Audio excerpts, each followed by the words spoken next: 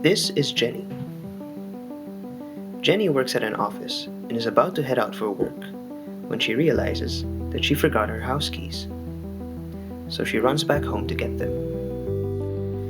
Later, in one of her office meetings, she becomes so bored that she starts to tap on the table, click her pen, and stare out into the window. She gets that overwhelming urge to just stand up and walk around, but she knows it's wrong. When her boss asks her about that thing that she's supposed to submit, she panics because she totally forgot that it was due today. These things can happen to everybody. In fact, you've probably done one of these things at least once in your life. But what Jenny doesn't know is that she has adult ADHD. ADHD, or Attention Deficit Hyperactivity Disorder, is a neurological condition that affects 3 to 5% of children in the Philippines. To put that in perspective, that's around 1 in 20 kids. It's one of the most common mental disorders around. You may know ADHD as how it normally appears in children, the kind where they are hyperactive, impulsive, and have really short attention spans. If you've been around children before, you've probably seen these kinds of behavior. While a lot of children can be diagnosed and treated at this point, sometimes kids with ADHD can manage themselves well enough until they get older, growing up without knowing that they have ADHD.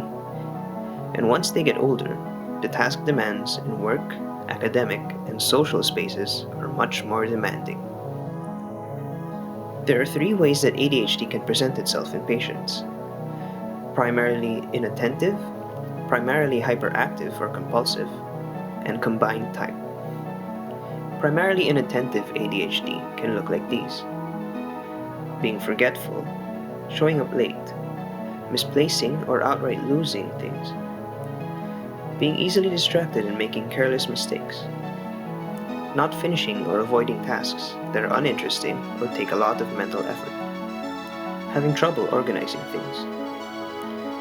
Meanwhile, hyperactivity can look like these: fidgeting actions like tapping, swinging their legs, or shifting in their seats, being restless, constantly in motion, as if they're unable to stop moving, having difficulty relaxing or doing quiet activities like reading or watching television, talking too much, interrupting and blurting out answers.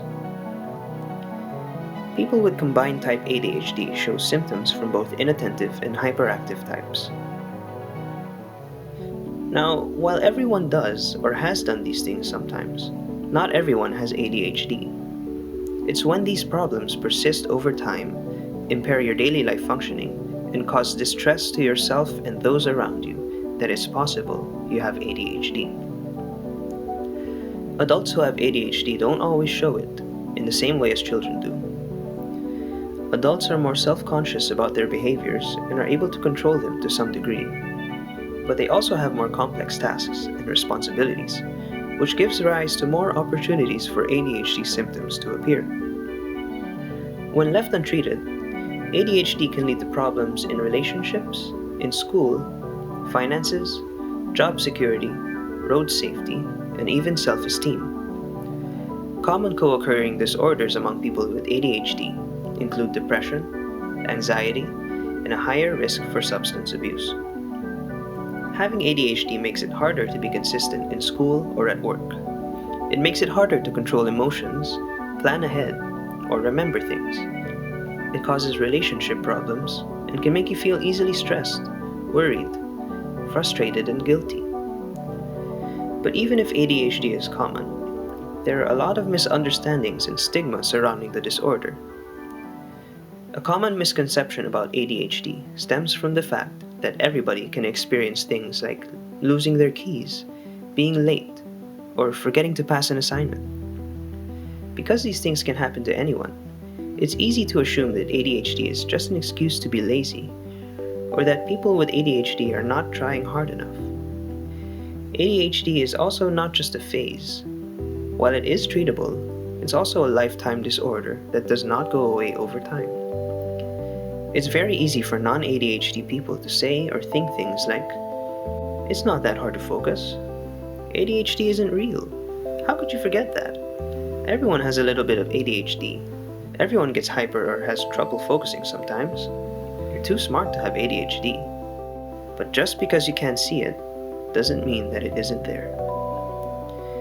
Understand that these behaviors are not intentional and it's not anyone's fault. It's important to remember that behavior is controlled by the brain and that ADHD brains develop and function differently from non-ADHD brains. While ADHD is considered a disability that can be treated, it's a lifelong struggle for those who have it. And for those who don't have it, it helps to be aware of ADHD and to be more understanding about their condition.